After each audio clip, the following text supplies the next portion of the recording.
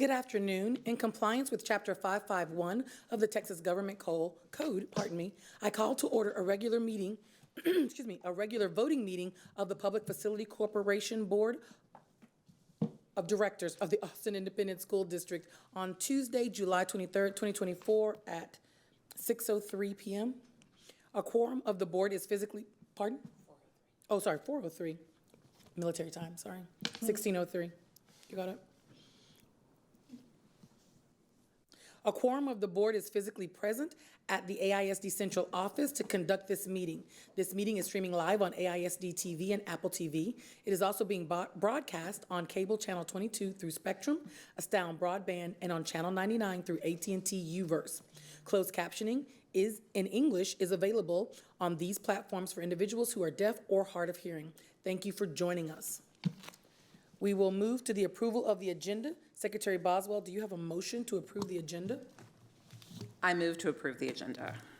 Having a motion by Secretary Boswell, do I have a second? Second. Having a motion by Secretary Boswell and a second by Director, who are you? Sorry. Andrew Gonzalez to approve the agenda. All those in favor, please raise your right hand. The motion passes unanimously with a vote of 3 in favor by all those on the dais. We will begin with the action item on the agenda. Secretary Boswell, do we have a motion to approve agenda item 2.1? Yes, I move to approve item 2.1, April 25th, 2024 Public Facility Corporation regular voting meeting minutes. Is there a second? Second. Directors, any questions or comments? Thank you.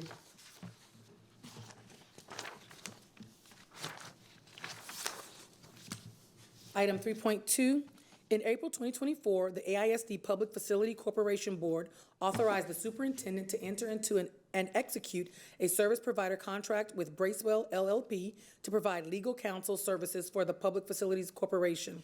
I would like to welcome the Bracewell partner, Summer Greathouse. Thank you, directors. Are there any questions?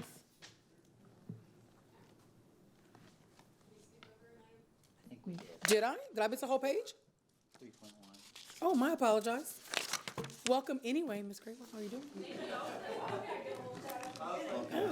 doing? No. Jeremy's like, you missed an item. I got you. My bad. Item 3.1, COI project update. It's kind of important. Next on the agenda is an update on the COI project. I'd like to welcome Jeremy Striffler, Director of Real Estate for Austin ISD, who will provide an update on the repurposing of the Anita Fairless COI facility and campus. Good afternoon, trustees. Very excited to provide a much needed update on what's been happening at the COI site. So as just some background information for yourself and also the community, back in March of 23, the board approved the district going out to find a development partner for the COI campus with 2 goals. Number 1, delivering high quality housing that is affordable for district teachers and staff to help with the attraction, retention of employees, and also support our students. And the second goal being providing a modernized facility for the Alternative Learning Center, which is currently located on the COI campus. And so then, after a very thorough evaluation process, the board approved the selection of the NRP group as our development partner.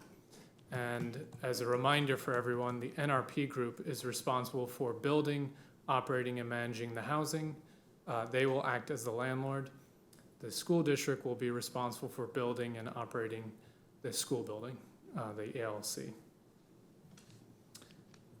So since November, really want to talk about what's happened since then. And so one, most importantly, is there's been ongoing community engagement around what's happening on the COI site. This is included in partnership with the NRP group, creating a website dedicated to the housing project at anitacoiaustin.com. And that website is regularly updated with all the public notices and events that are taking place. In addition, email updates are going out to anyone who signs up on the Anita Coy Austin website to receive those updates. We also have large signs posted all over the campus that have a QR code that direct people to the Anita Coy website, so that way they can get more information. And then in addition, there has been block walking to inform residents about public hearings that have taken place. And so in terms of the progress we've made so far, back in February, we submitted applications for both a rezoning and for a neighborhood plan amendment with the city of Austin. The site is currently zoned for just to allow the educational use, and so it needed to be rezoned to allow for the residential in addition to that. And so in March, all homes and businesses that were located within 500 feet of the property received the notices about these applications. We then held a virtual community meeting in April for anyone to attend to learn more. And then again in June, all those homes and businesses received notice that there would be a public hearing of the Planning Commission in July. And I'm very happy to share that as of the July 9th Planning Commission meeting, the commissioners approved the proposed rezoning and plan amendment. And so in parallel with that city process taking place, the NRP group has been doing a ton of due diligence, everything from analyzing the floodplain that exists on the site, environmental site assessments, tree surveys, ALTA surveys, geotech, along with some initial capacity, site design work, and civil engineering. And as you might have seen the attachments to the agenda item, they are very much invested in this project, spending over $500,000 so far to date.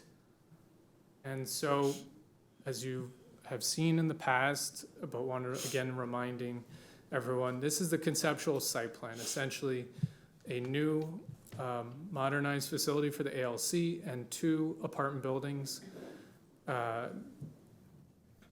The design has not taken place yet. That is pending city approvals of the rezoning and also community engagement around the design.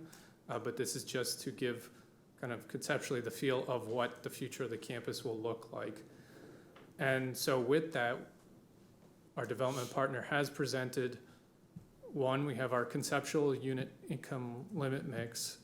And so because we are using the PFC for this project, we are following state code, which provides that 10% of the units will be income restricted at or below 60% of the median family income for the Austin area. 40% of the units will be at or below 80% of the median family income, and then the remainder will be at market rate. And so in total, as of right now, the concept for the site is 624 units. And then this is the conceptual unit size mix. So for those 624 units, they'll be split among 2 buildings. Just over half of the units will be 1 bedrooms. And then 40% will be 2 bedrooms, and currently just under 7%, which equates to 42 of the units will be 3-bedroom units. I'll note that we don't have any studios compared to often what's built in the market, which is very heavy on studios and 1-bedrooms. We really have worked with the NRP group that, we have such a large percentage of 2 or 3-bedroom units in the mix here. And this will continue to be refined during the design process. And so I just wanted to also, as part of this update, provide a little context for yourselves and for the community, that when we talk about the goal here, which is that this could serve district teachers and staff, this would be an option for them to consider for housing. First, this map shows you all the district facilities, because I think important to mention this is not just for teachers and staff working at campuses, but it also could serve our staff who work at our service center and bus terminals, et cetera.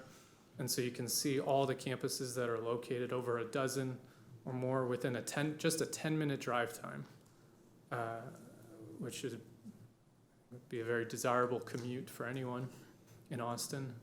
And then wanted to show you the most current comparison. This is using data from the district as of July 1st for our district salaries, individual salaries, compared to the median family income as published by the Department of Housing and Urban Development in June. And so you can see the majority of our classified staff, which is our bus drivers, our maintenance, custodial, food service workers, the majority, over 83%, are currently at or below 60% of the median family income. And then the majority of those classified workers, in addition to the majority of our teachers and librarians, are all under 80% of the median family income.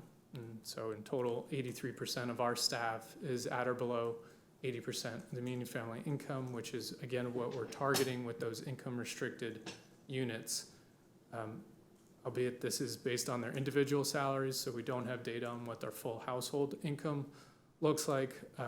We have done, and it's included, is the employee housing survey. Gives us some insight into what that might look like, but we really believe that this project's well aligned with the realities of what the compensation is for our teachers and staff.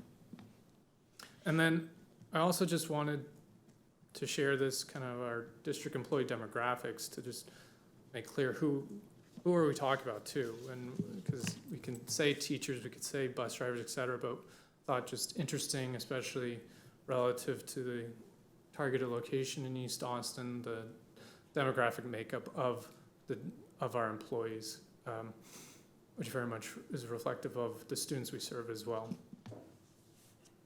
So next steps, our city council will review the proposed rezoning and neighborhood plan amendment on August 29th. I can share that Councilman Velasquez, whose district this project falls, is extremely supportive, and so we're looking forward to having that review come at the end of August, and then pending city approvals, then the NRP group will really begin their design work in earnest with their architect, and that includes also the programming of the community and green space and any cultural historical placekeeping, and all of that will involve really robust community input. And it is something we've strived for from the beginning when this repurposing process started now almost 2.5 years ago.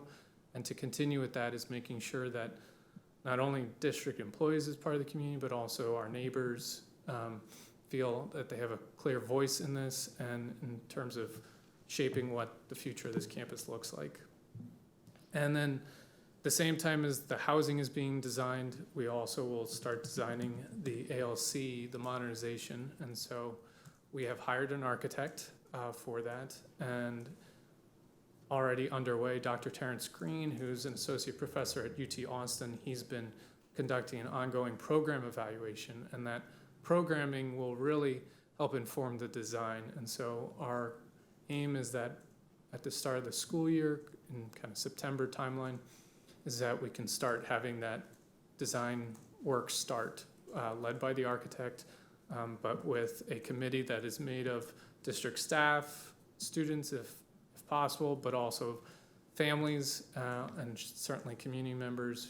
And because we know not only is there kind of a long history of the ALC and making sure we're being responsive to the needs in a way that maybe have not been met in the past, but also there's a long history of just the Coy campus itself.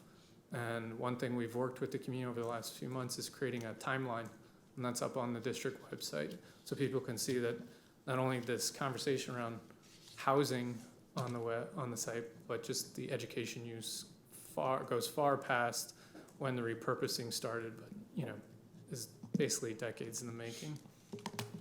So thank you. We'll open it up for, I guess, questions if you have any on the Coy, specific to the Coy project. Mr. Strickler, you mentioned the thresholds that are required because of our status as a PFC. Are those a ceiling or a floor?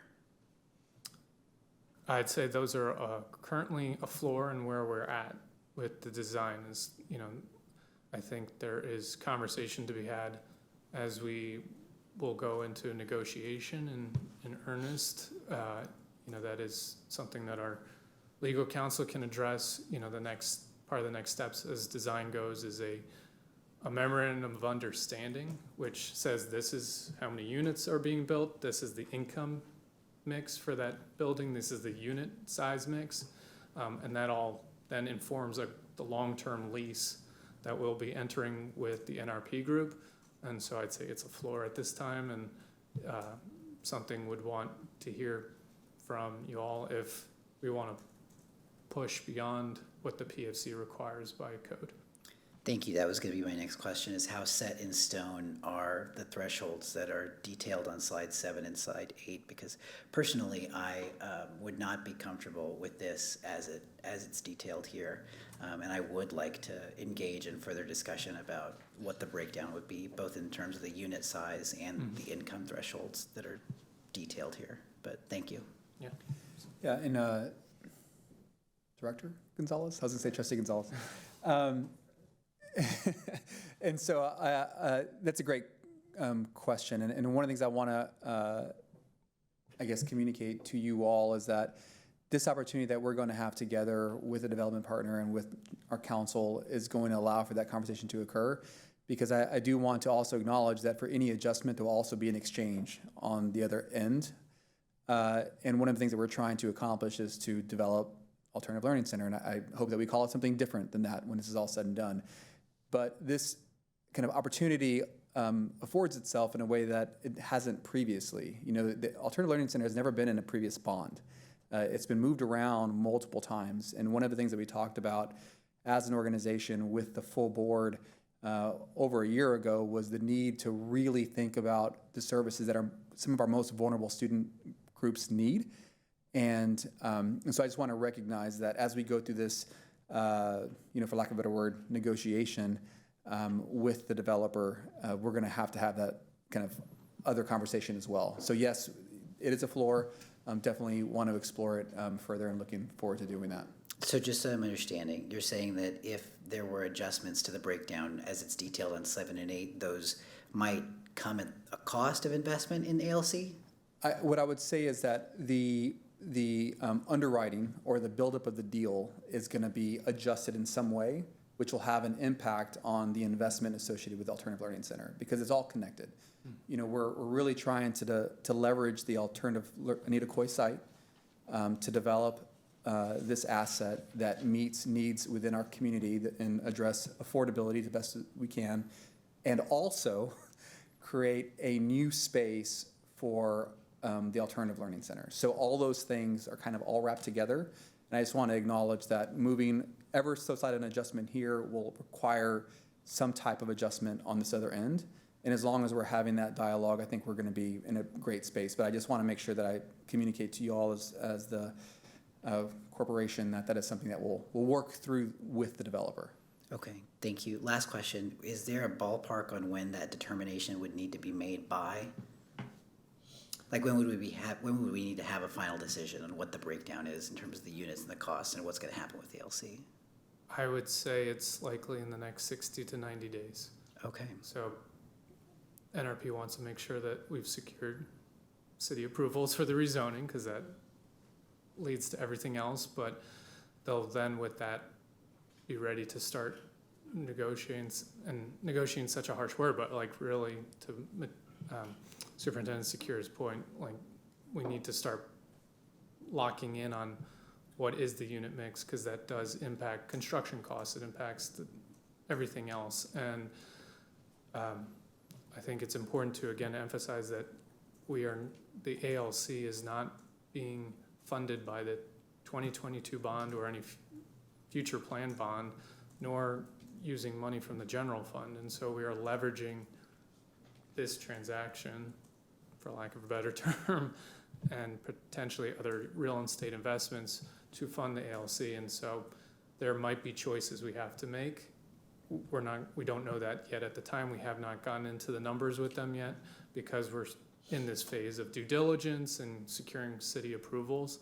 but sooner than later, we're going to be able to come to you and say, okay, here are the terms that are being proposed. Now let's have a, robust conversation about, like, does this meet our needs? And if it doesn't, okay, what do we want and what might we have to forego in exchange for that? Thank you. That's the end of my questions, but I appreciate the detail that you provided. Thank you for all of this. I appreciate that. All the information you've shared and looking at the mix of incomes for our employees, there's a lot of valuable information there. I have a follow-up to Director Gonzalez's question. If we're looking at the MFI of our staff and we're looking at the mix of market rate and affordable apartments in this project, is 100% of MFI affordable at the market rate, or 100% of MFI affordable for the market rate? Is that considered affordable in our city, or is the market rate unaffordable for someone making 100% or 120% of the MFI?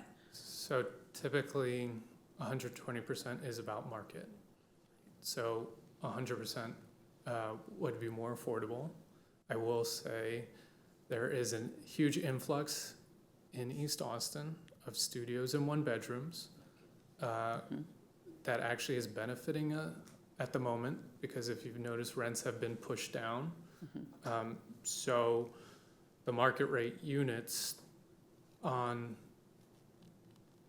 there might not be a big discount at kind of a one-bedroom, but where you'll see more discounts 2 and 3s, because those typically are not built in market rate projects. So it's difficult right now because 100% MFI, 80% rate, the rents that are associated with it, that's as of, we could project them as of today, but doors are not likely opening on this until 2027, so hard to predict what the rents will be. The one thing we know, though, is any income restricted unit, those rents will be for sure below market, because they're forced to be. The rents cannot exceed 30% of the renter's annual household income. Market rate rents will be based on what the market looks like, but we can have that conversation, though, again, with the developer. There are things you exchange, right? If we say, hey, for any unit above 80% MFI, can we cap some of them, if not all? But I will say currently the market rate units and the property tax exemption that comes with this PFC transaction are what are helping subsidize the rest of the project. So there's always give and take when we start getting into the weeds on, like, what are the rents going to be and what discounts are we providing that might then not, make other things cost more.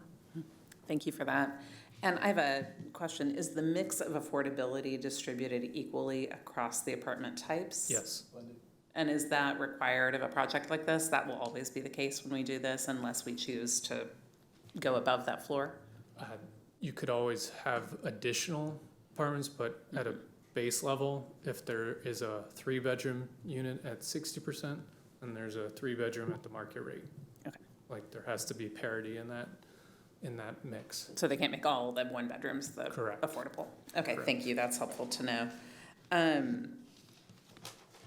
And yeah, I'm also interested in that mix of bedrooms and that conversation. And I think we have 2 different things to talk about, and I appreciate having our new counsel for the PFC here to talk about this specific project and then our goals going forward. And I know we're also talking later tonight as a board about the budget and our goals with real estate for that. So I think we have a lot of moving parts, but I'm really glad we're finally in a place when we can start having that conversation, because I know this project moved forward before a lot of planning was being done, before we were able to have that conversation. So helpful to know.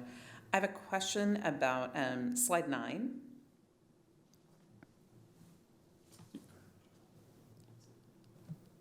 It's the map, and part of the map was shaded. We have the district boundaries, but then we have this purple area that's shaded. What is that? Oh, yes. To clarify, the blue purplish shading, that's the drive time. Got it. It's a very weird looking shape because Yeah. drive time is not necessarily the same in every direction. So yes, some of the 10-minute drive time goes beyond our district boundaries. Yep. And you can see that in that stronger bolded blue line is our boundary. Thank you. I appreciate that. Yeah, I drive in Austin. That makes actually perfect logical sense seeing that. So thank you for that. And then slide 11, the demographic information. Thank you for sharing that with us. I'm curious to know if we have any information. I know a survey was done of some staff, and I know we don't collect a lot of information about the people who work for the district, but I would be really interested to go beyond race and find out how many people choose to live with roommates, how many people have children, and if so, children living at home, and if so, how many children and how old are those children? How many of the people in the district live either within our boundaries or outside of our boundaries, and how many would like to move in if they could, or are happy living outside? I think that as we move forward, what would all be really valuable information for us to have. And I know we have interesting patterns. We know that we see in our staffing data that people often move out when they have families that are school age and need that space. And then when their kids, when they have an empty nest, come back and come back into the district for because it's fun to be in Austin, because it's more affordable with a smaller space to live, and because the Social Security is such a benefit. But I think it would be really helpful to have more information about people as we start discussing this and thinking about this together, either what exists or what might exist. Yes, so definitely we can work with town strategy to get information on current addresses and do a heat map and kind of show where's everyone live today. Because I think that's useful, especially seeing it relative to campuses. I believe it's an attachment. If it's not, I'll make sure to get it to you all again. Is we conducted a second annual employee housing survey in January. We got over 1,700 responses of our 10,000 employees, so a pretty good size sample. And that has some responses around how many people are you living with, what is your annual household income, how much are you spending on annual housing costs. And so that data is something that we've also shared with the NRP group and have been looking when we talk about the unit mix and trying to be sure that the project is responsive to what we're hearing from employees. And that is something we want to continue to collect though over time, because as we've mentioned, it's going to take a while before doors are open, but also if there's other future opportunities around housing, to keep getting a clear picture of what are the needs of employees. And one thing that we are trying to do beyond COI is really address that spectrum of housing needs. In June, we partnered with BCL of Texas and had a home buyer fair at the Performing Arts Center. We have a partnership with Austin Apartment Association offering discounts already across the city to all district employees for rental apartments. Those are albeit market rentals, but those are landlords who have said we'd like to do something to show how valued district staff are. And then we also just have a housing resource page up on the district website that we continue to try to add to and make sure that just try to remove some of the hunting and pecking that so often people have to do when they're trying to figure out where do I even start, trying to put that all in one place. Thank you for all of that. And yeah, thank you for doing those surveys. And I'd love to get a sense as we continue to do that of how representative we think that is, if that's kind of a snapshot of who's responding or a really good snapshot of what our landscape is. Absolutely. So thank you for all of that. And Trustee Director Boswell, one thing I would say is a little bit less than 3,000 of our staff live outside the Austin Independent School District boundary. It's not to say they don't live in Austin, because there is a small portion, about 20% of Austin, that's outside of Austin ISD. But that's about kind of the ratio. Interestingly enough, it'd be, as we move year over year, how many more staff are moving outside of the Austin Independent School District boundary, which I think is also a useful point to share with y'all. But we have that information. Thank you for that. And I think also that information about which staff is it, disproportionately the people at the low end of that MFI scale, who is it? And are they there because they can't afford to be closer, because for other reasons? Thank you. Thank you. You answered you asked all my questions. We think alike. I love it. I do want to just piggyback on what Director Boswell said, because when we're gathering data, I want us to try to go a little bit deeper. So you're asking who's in my house, And if you say, I have 3 people, just if I say I have 3 people, how many bedrooms do you think that is? Based on what I know about you, or just in general? No, not what you know about me, in general. That's an unfair question. In general. Well, if someone says, I have 2 kids, Yeah. I'm a single parent and I have 2 kids, what bedroom number are you thinking? 3 bedroom, 2 bath. What'd you say? Well, I would say in some parts of Austin it'd be a 3-2, in other parts it'd be a 2-2. A 2-2. Okay, so that's what I'm saying. That's why I think we need to go deeper, because there's other things that impact people's lives, right? And I've shared this before in another board meeting, right? So if my kids are 6 years apart, so I have a male and a female. They cannot be in the same room. I always have to have a 3-bedroom. And FYI, I live at 30% MFI. And I just have a really great landlord who loves me a lot, right? And so I always have to have a 3-bedroom, no matter what I do. I also know that the NRP people are very, very smart, and because I have nothing else better to do, I call apartment complexes and ask them what their occupancy rate is. And I know that the new build that just happened very near my neighborhood, where they only had 8 3-bedrooms, their current occupancy rate is 38.5, and they've been open for 6 months. I do not want that. And so we can't build, the whole reason I sit in this chair is because I don't want to build like everybody else, because frankly, I think they're doing it wrong. And the reason I think they're doing it wrong is that people are not choosing that. People vote with their feet. And so that's why I'm saying for us to, when we dig in that data and have those conversations, and you say we got 60 to 90 days, then I would like us as a partner to be able to say, these are our needs, like we've been doing, these are our needs, and we check the pulse again, and this is it. And so asking a good question of people is like, what's the minimum amount of bedrooms that you have to have, right? And some people will, answer them like, oh, I gotta have 4 because I need an office and I need a workout room. But no, just like considering your family, what's the minimum amount of bedrooms you would, if you had to move tomorrow, what would you need, right? So I think that will help us have that information a little bit deeper. And I've done some, we don't want to use the word negotiation, but we've done some conversation back and forth. And I personally done that on different commissions and things like that. And it goes really, really well. And there is an offset, like you said, if you give them this, you're not having that. And so I really want us to have an ability to be able to meet. I don't know how we can do that. Our attorney will help us, I guess, with that. And so we can have those sort of strategy sessions and have conversations about what are people saying that we want, how do we get that, or how do we get as close as we can to what our value says we want. I think that's where I'm going with that. Okay. And Trustee Hunter, Director Hunter, I think it's also being mindful of, leveraging the information we have and have collected. I'm also leery of releasing surveys and requesting information of individuals when there are things that we can extrapolate from.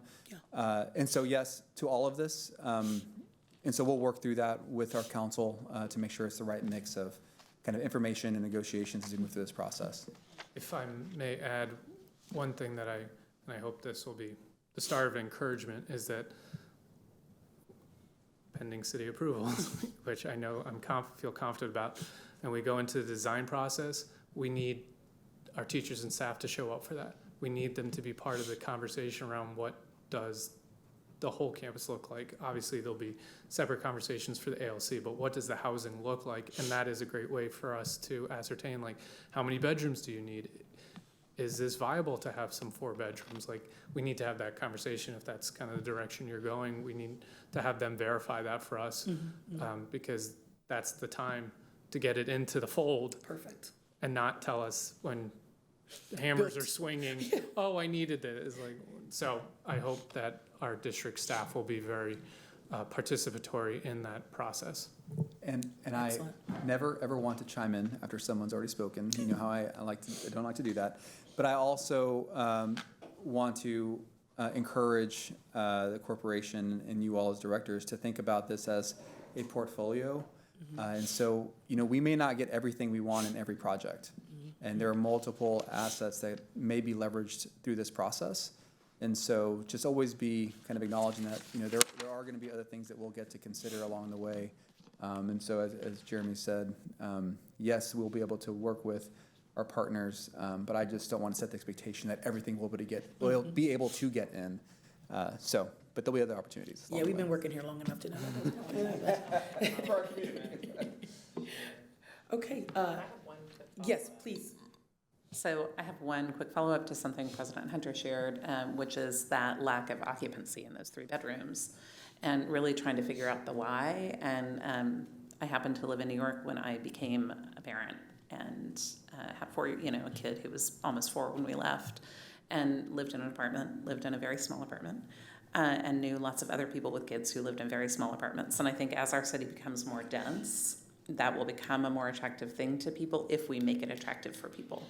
And so I think the question is, I knew buildings that had a room for play dates and birthday parties, that had really great play equipment, that had, all kinds of really strong amenities focused on families that added to what was possible, and not kind of an afterthought, a little playground shoved on the side, but things that were really designed to be attractive to families.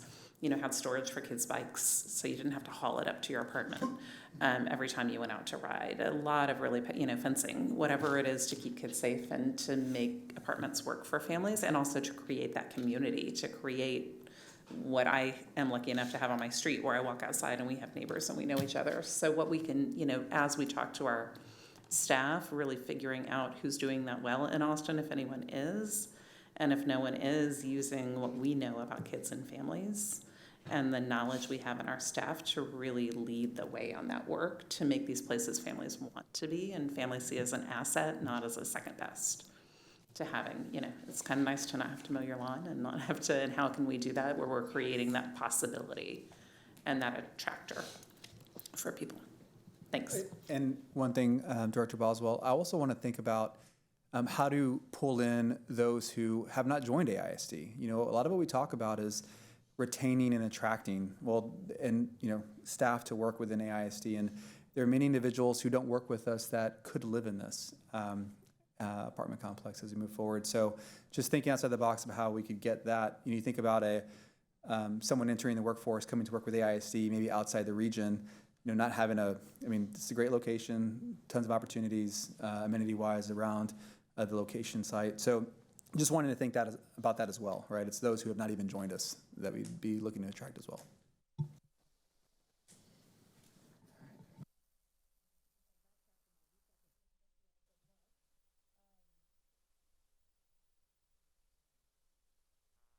Thank you, sorry. We'll and now have Ms. Greathouse come up. Thank you so much.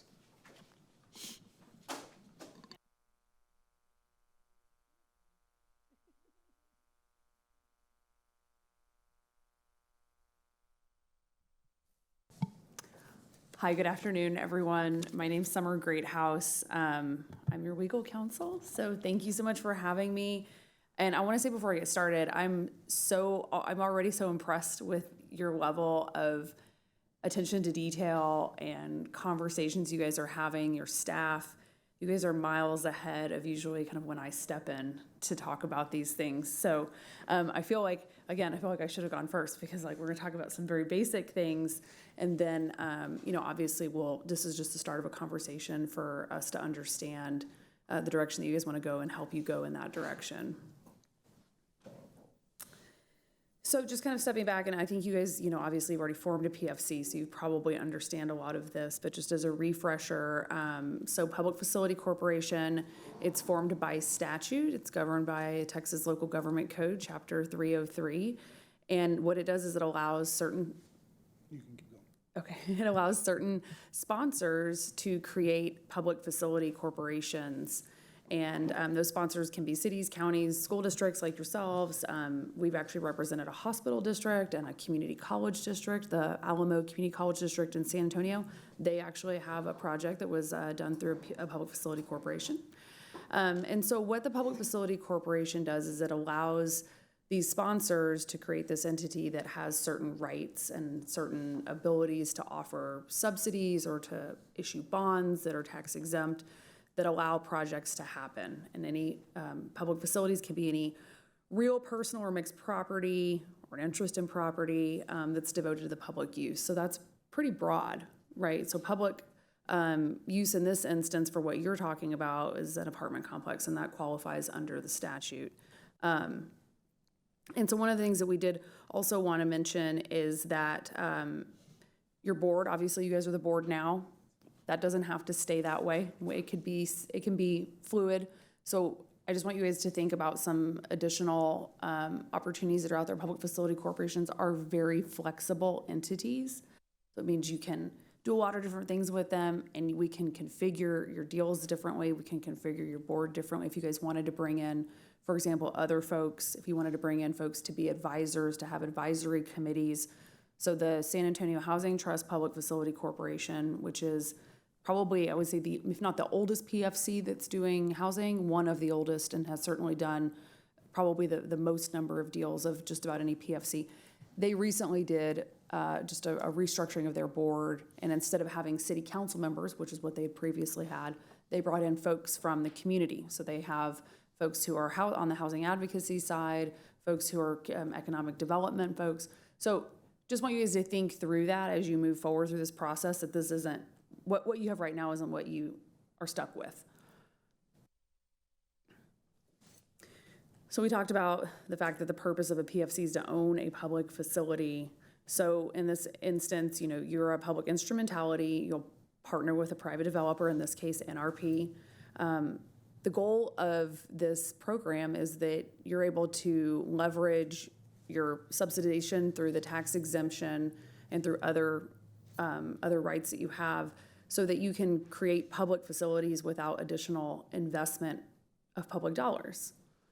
So how do we do this? We do this through the statutory ad valorem tax exemption. So that allows you to provide a pretty significant subsidy. So for apartment complexes, the tax exemption is about 40 to 50% of operating expenses. So it's a very significant investment that you're making. I said you're not making any investment of public dollars, but you are making an investment by foregoing taxes in the future. And what this does is it incentivizes developers to finance, construct, and most importantly, I think, assume the risk, because real estate development is risky. And as Director Hunter, as you were mentioning, the apartment complex down the road, they're 38% occupied. That's not good. That's not good for them. That's very, they took a risk, and, they're probably struggling a little bit to fill those units. So what this does is it allows you guys to develop these apartments, but you're not going to be on the hook for the guarantees. So if there's an issue, where you can't convert from your construction to your permanent loan on time, which is what those guys are probably struggling with right now, that's on the developer. That's not on you guys. And what we'll do is we'll make sure that we structure this in a way so that you don't potentially have any additional liabilities, and so that you don't have your land at risk. I think that's one of the things that you guys are a little different than most of the public facility corporations I work with, in that you already own the land. Most of the time, the ones that I work with, the developer brings the land. So the developer pays for the land and then gives it to the public facility corporation. They build the project, the public facility corporation owns it and then leases it to them.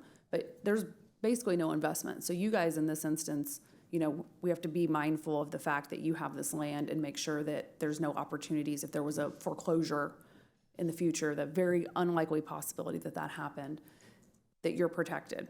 So just thinking through, your situation versus maybe some other situations, I think that's an important aspect.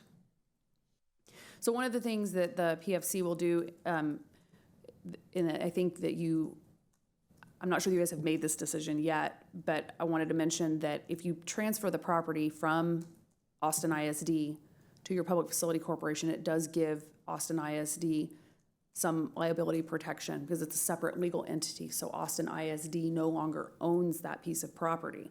If something happened with the PFC and you decided to dissolve it, that would come back to the PFC. It would come back to the ISD.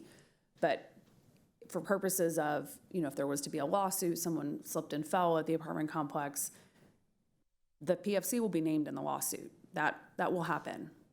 But Austin ISD will not. And so, again, our goal is to keep the assets that you have protected in the best way that we can possible. So the PFC structure allows us to do that.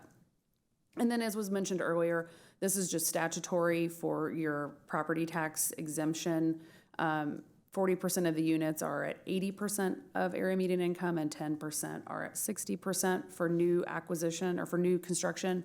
And then these bottom ones are for acquisition, and that's more of a thinking into the future. If you guys wanted to participate in additional deals, you could do an acquisition rehab of an old product right, that needs help. So you could do an acquisition with substantial rehabilitation, or you could do an acquisition without substantial rehabilitation. For example, if there's an area that's gentrifying rapidly or where rents are increasing really quickly, if you wanted to help preserve affordability in that area, you could acquire a project and put the rent caps on and move forward like that. So these are just, again, ideas for you guys to be thinking about for the future.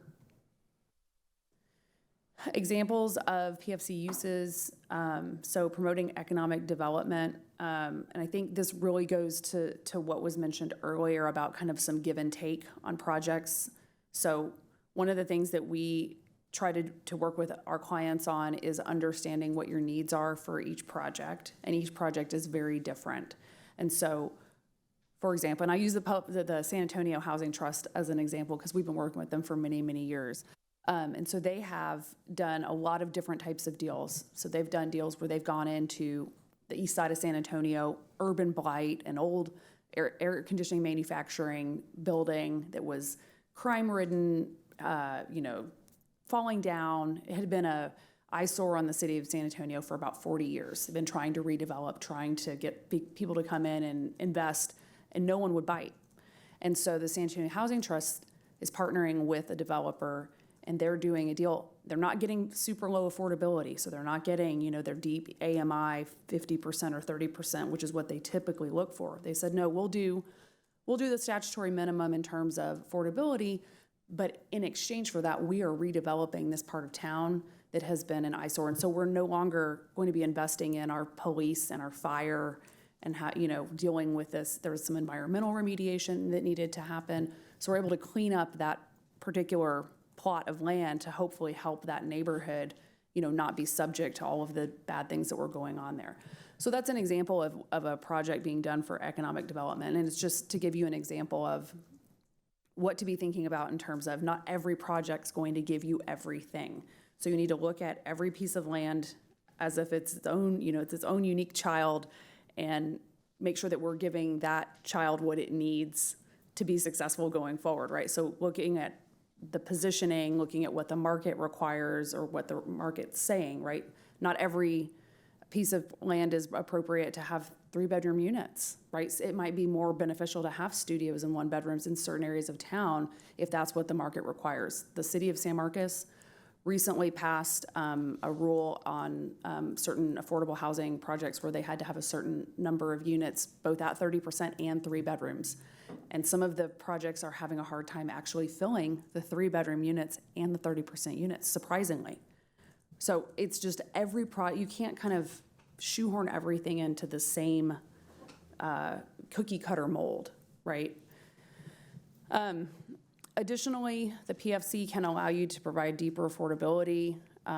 We've layered it in with other programs like the Low-Income Housing Tax Credit Program.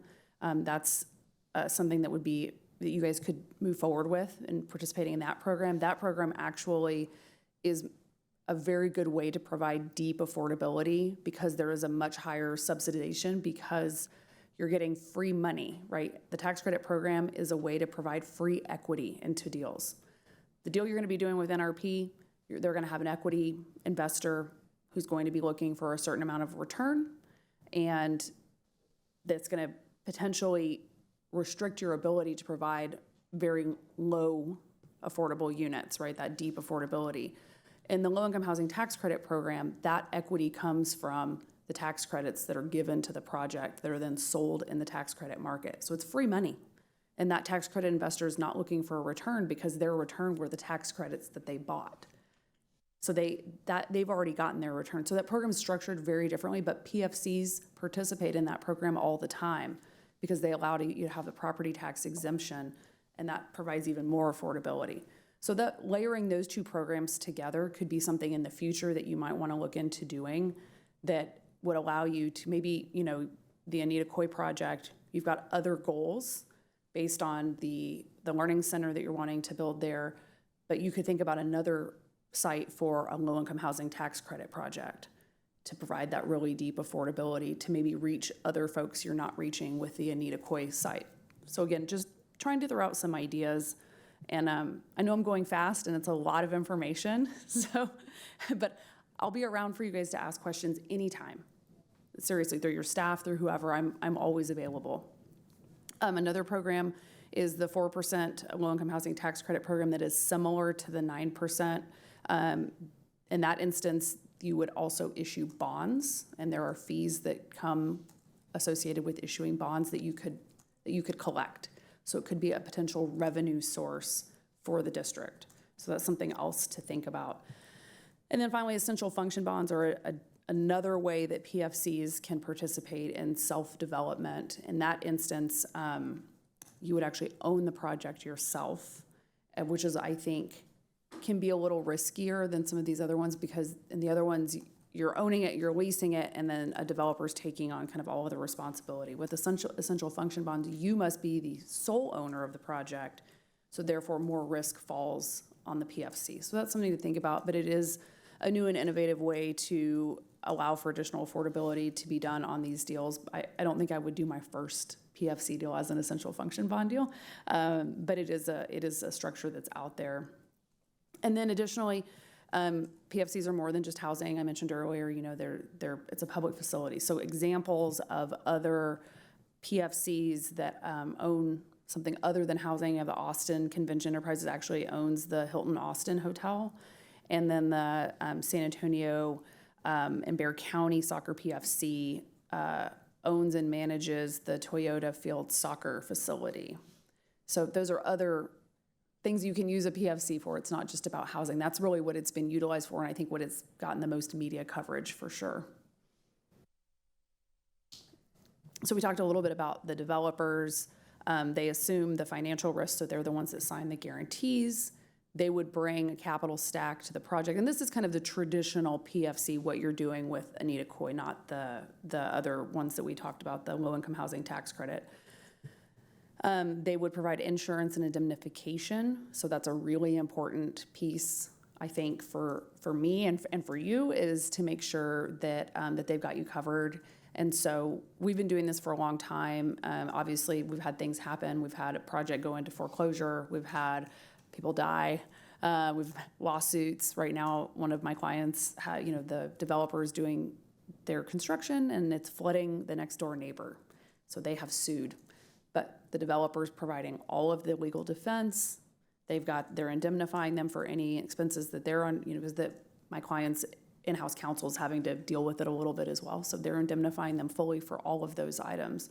So that's something that's really important to think about, and something that we spend a lot of time trying to make sure it's buttoned up. The developers typically set rent budgets and policies for the project. I think you guys maybe want to be more involved in that based on your the conversation I was hearing you have. So I think that that's something that, we need to probably let NRP know sooner rather than later, because, and I think that they'll probably recognize that. I think they've already been having conversations with your staff, but they would typically have kind of the say-so in this. But again, they're the ones bringing the land. Here, you're the ones bringing the land. So you have every right to say, no, we have a vested interest in making sure that it fits with the community, it fits with our goals, it fits with our, what our employees need. You have a lot of ability to come to the table with those cards in your hand.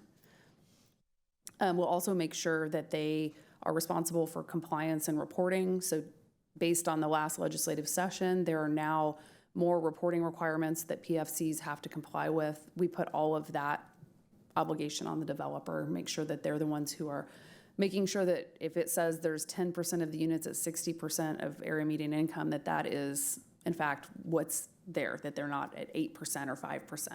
So they will be the ones that will be responsible for turning in all of those reports to the requisite authorities. And then they'll also manage the day-to-day operations. And again, I think that's something where you guys may want to have more, input on the operational side and the maintenance side, and making sure that, again, that's a project that you're associated with in a bigger way than many other PFCs, that, you have the ability to have some say-so in how things are being done. So benefits we've already talked about, and I think you guys already realize this, providing workforce housing, the rents are capped, the income that you qualify to get in as well as the rents, they're capped, they're adjusted for family and bedroom size to make sure and that's all done based on HUD guidelines. One of the things that's really great about this program is that it enables Class A apartments to be built and to be provided to folks who maybe otherwise wouldn't have the ability to live in areas that have those types of amenities. So when you mentioned earlier market rate units, right? What is market rate? Market rate is just really uncapped, right? It's not regulated. So market rate could be 60% AMI, but it's a 1960s product that, doesn't have a pool, doesn't have any amenities. So, it's still it's not rent or income restricted. There's no other program, but it's just, that's what the market bears for that type of product. So in this case, what you're allowing is for luxury Class A apartments to be built and to be provided for either your employees or other folks who are at those AMI levels. And then the continued benefits of the program, I think this one's really important, is the financial return. And this is something that, will be an important part of our negotiations with NRP, is to make sure that you're getting the proper public benefit, and whether that's in the form of a financial return, or it's in the form of the amenities that you're providing, or it's in the form of, lower AMIs that you're serving, making sure that you have the proper public benefit, because again, you're giving up property taxes, not only Austin ISD property taxes, and this project maybe not, right, because you guys are already tax exempt, but if you were to have sold this land to a third party, they would be paying property taxes on it. So you have to kind of think in that stance, in that mindset.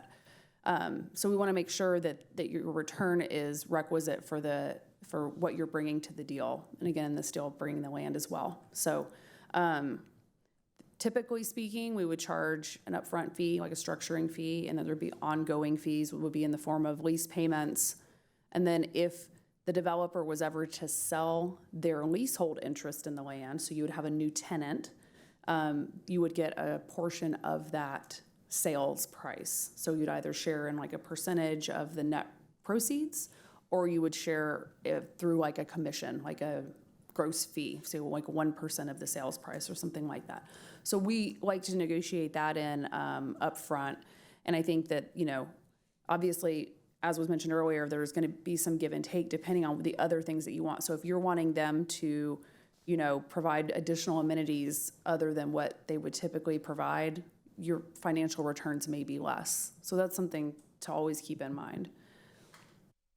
And then obviously, I think, again, you guys being more involved in location and design through obviously offering your own land, but also, kind of being lockstep with the developer through the whole process. And obviously you have the staff who's thinking that way and who has the capability of doing that.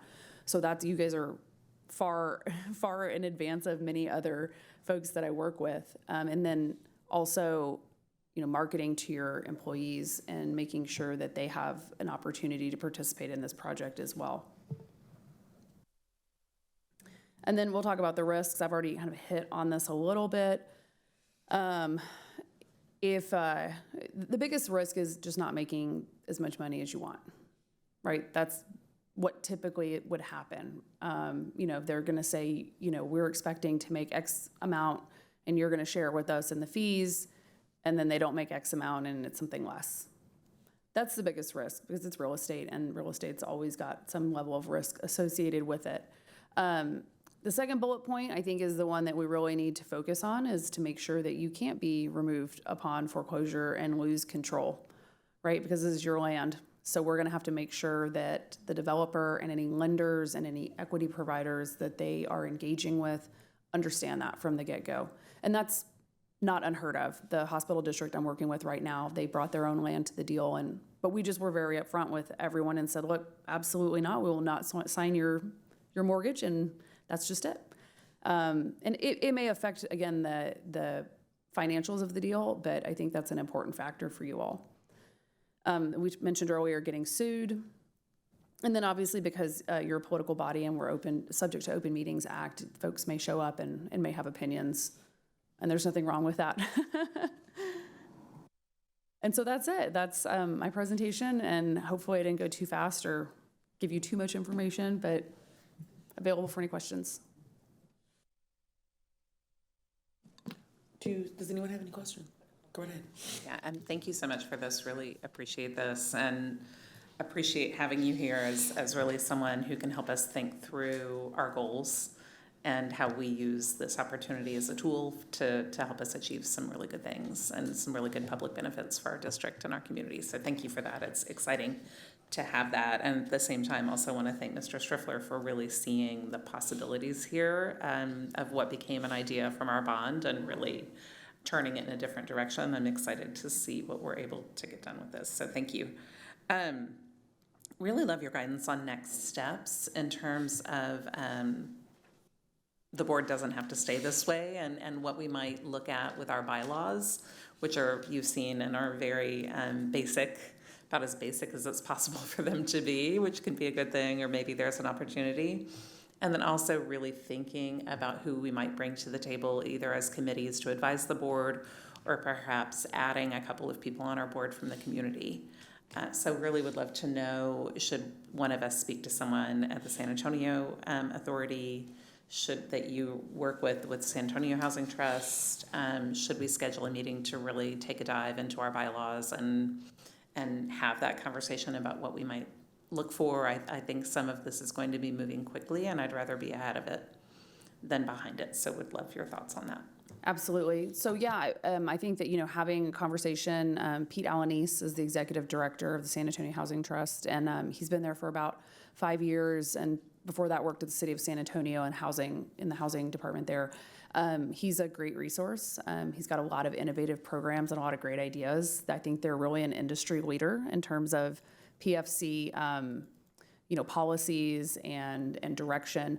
One thing I will mention that I think that is really important, especially for this particular organization, is when you go to rethink your directors and what your board looks like, the PFC legislation that was passed last session requires that if a majority of your board members are not elected officials, then you have to go to city council.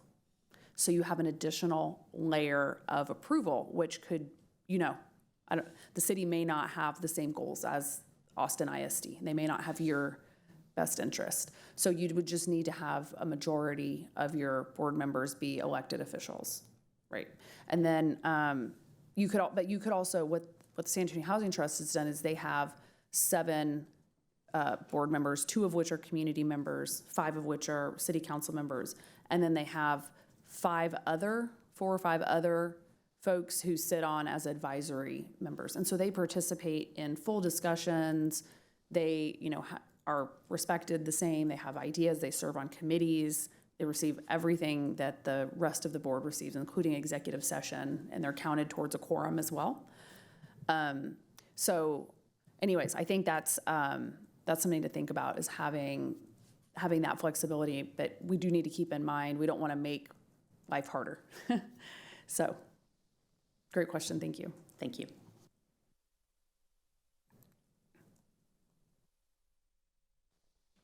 Okay, any further questions? Okay, then it's that time. Thank you so much. Thank you.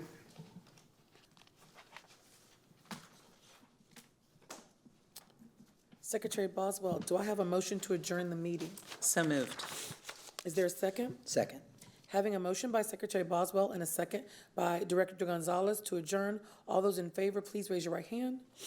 The motion passes unanimously with a vote of 3 in favor by all those on the dais. This meeting is adjourned at 5:07. Subtract 12.